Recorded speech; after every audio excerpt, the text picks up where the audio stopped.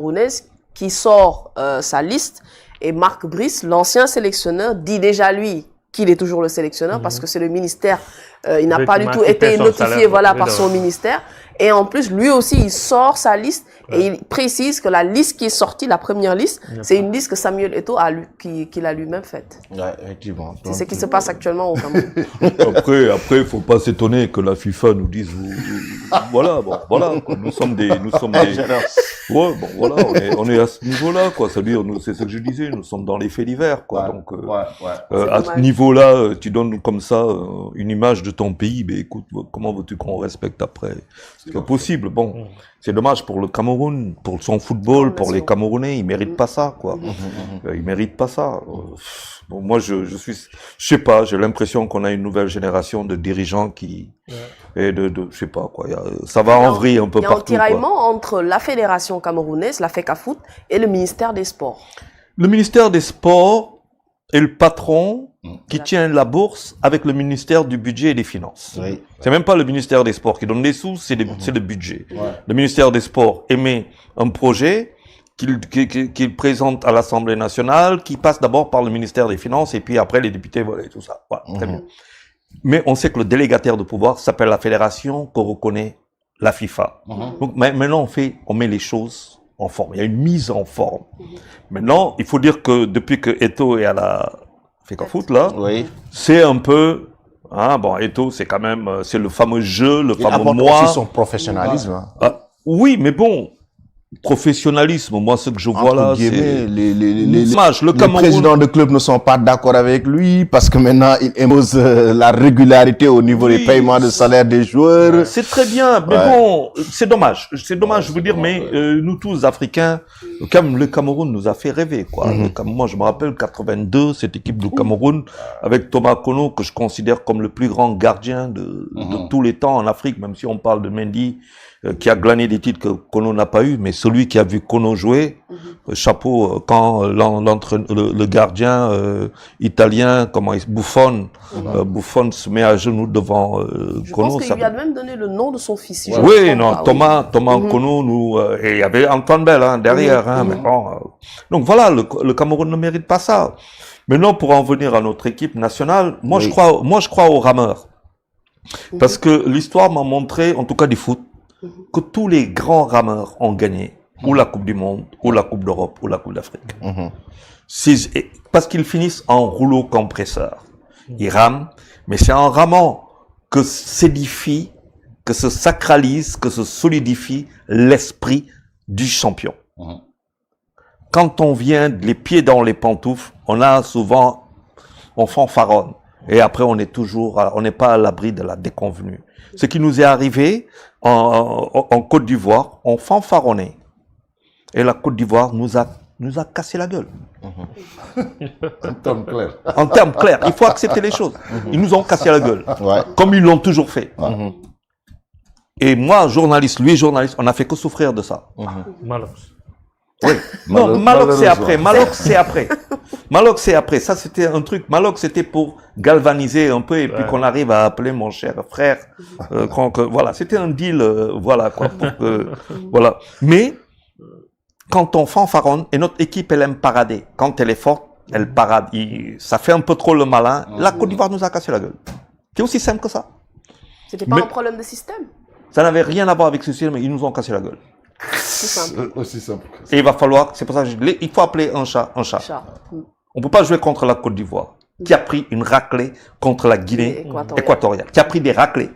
Venir, en sachant que jouer contre cette Côte d'Ivoire, qui quand elle voit le Sénégal, dit voilà la montagne à abattre, et nous on vient les pieds dans les pantoufles. Il nous casse la gueule. Maintenant, à nous de faire en sorte pour que ça nous arrive plus jamais. D'accord? Mais la raclée qu'on a pris devant la Côte d'Ivoire. Voilà. Voilà. C'est ça. Ça veut dire, la Coupe d'Afrique, c'est des matchs de boxe. Ça donne des coups, c'est physique. Vous avez beau être le plus grand joueur d'Afrique, quand le latéral là, il va vous courir derrière pour vous faire un tacle glissé, vous accompagner sur la main courante. Lui, c'est pas son problème. Il joue le match de sa vie. C'est pour ça que je dis, il va falloir qu'on soit très costaud. On a pris la raclée en Côte d'Ivoire, on est venu en France. Maintenant, nous sommes les deuxièmes en Afrique derrière le Maroc, qui lui aussi est devant le même piège que nous. Il joue à domicile, énorme pression. Personne ne lui fera de cadeau. Tout le monde voit Sénégal-Maroc en finale, mais avant ça, il y a les matchs de poule. Donc moi, je pense que c'est en rameur que nous devons partir. Maintenant, comme l'a dit Abdoulaye, il a raison. Ça sert à quoi de mettre des 3-0 par-ci, des 4-0 par-là pour s'arrêter en 8e? Quel est le sens de cette affaire? Ça n'a pas de sens. On gère et l'équipe et un tournoi. On a vu l'Italie, on a vu l'Argentine qui commence la Coupe du Monde avec une défaite contre l'Arabie Saoudite et puis qui gagne de trop. On a vu l'Allemagne. Et n'oublions pas que sur les dernières tendances, par exemple, du mondial, tous les champions du monde ont été éliminés au premier tour. Donc, il y a comme une sorte de malédiction de champions. On l'a vécu. Donc, aujourd'hui, disons que nous allons au Maroc. Nous n'avons jamais gagné. Nous avons faim. Le match qu'on va jouer là, s'il faut le jouer à la Navétane, on va le jouer à la Navétane. Demba Dieng. N'est-ce pas? Demba Dieng, Dorante Dal, excuse du front. Et puis, on joue. Maintenant, on sait qu'il y a le Botswana, on sait qu'il y a la RD. Il faut sortir premier ou deuxième, mais pourvu qu'on joue notre football avec une idée de rameur. Parce que c'est ça la vraie mentalité. Le Sénégalais, c'est un rameur. À chaque fois que nous avons voulu faire plus que ça, on s'est trompé. Au basket, partout. À chaque fois qu'on est venu certain, on est reparti défait. Mais parce que tout le monde veut nous battre. C'est vrai. Tout le monde veut battre le Sénégal. Et tout le monde regarde, c'est pas pour rien que l'Argentine, mais moi j'aurais jamais joué contre l'Argentine à aller à la Coupe du Monde. J'aurais joué contre je sais pas moi, Costa Rica, ou bien la Namibie, j'aurais battu voilà, des choses comme ça. Donc, il faut savoir que tout le monde a envie de voir notre football et la CAN va être l'occasion pour le monde, surtout nos adversaires du mondial, de voir, de mettre leur stratégie en place. Donc, physiquement, je veux dire psychiquement, il faut être bon physiquement, prêt psychiquement et accepter que chaque match sera un combat de boxe. Voilà. Si on mène 2-0 et 3-0, on n'a qu'à mettre, comme l'a dit le doyen là, on n'a qu'à, voilà quoi. On met le bus devant les... Voilà, on met le bus devant, on fait du navetan, les balles qui viennent, tu l'envoies à Koulikoro, tu envoies en Guinée, tu envoies... Oui, c'est comme ça. Mais les gens, moi j'ai vu l'Italie gagner, j'ai vu l'Égypte. L'Égypte gagner la Coupe d'Afrique en ramant.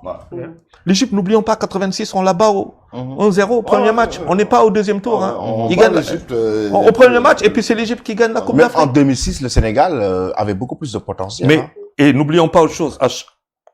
Le Maghreb, quand il organise, les pays maghrébins, quand ils organisent, ils font tout pour que la Coupe reste chez eux. Nous, on a tout vu. On a tout vu. Mais ça veut dire que d'après ce que j'ai compris, ça veut dire qu'il y a donc l'aspect mental qui va beaucoup jouer dans cette compétition. Il a dit quelque chose. J'aurais jamais demandé, d'abord demander à un entraîneur national d'aller gagner une Coupe d'Afrique dans un autre pays, c'est ne rien savoir au sport. C'est pas parce que tu mets de l'argent que tu demandes. Ne mettons pas de pression. Qui plus est, au Maroc.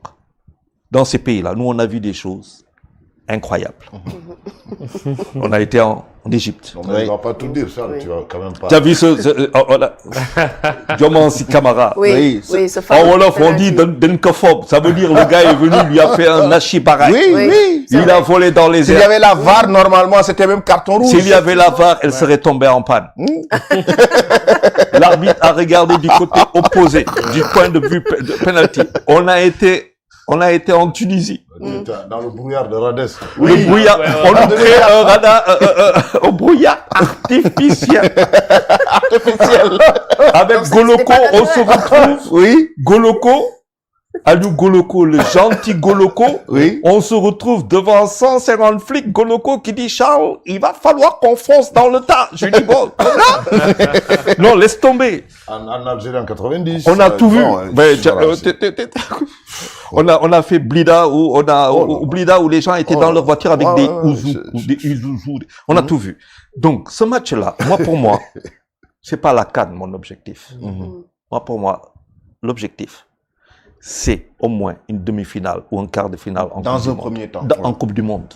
En Coupe du Monde. Moi, il s'agit je préfère être dans le dernier quart et des grands En Coupe du Monde. Que d'être le premier chez les plus petits. Ouais, ça. Mais maintenant, ça, c'est le mental. Oui. En fait, le mental sera déterminant parce que, bon, en dehors de toutes les capacités techniques ou tactiques qu'on peut avoir, il y a forcément un rôle fondamental que le mental va jouer. C'est ça qui va déterminer d'ailleurs un tout petit peu